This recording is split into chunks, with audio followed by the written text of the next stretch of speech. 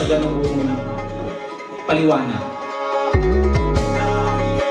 Kaya kailangan ulit-ulitin din yung mga dito. Para makumpinsi rin yung mga tagapakinig mo dun sa isinusulong ng mga katwiran sa mga isinusulong mo.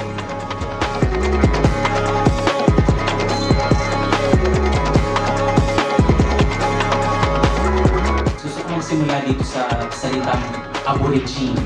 Ibig sabihin yung sinaunang una.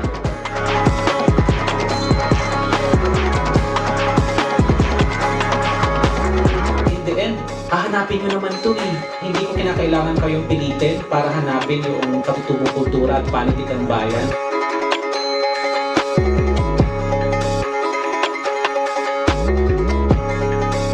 Kasi sa akin po ngayon, interesante rin yung salitang makulit kasi nandun yung existence ng ulit.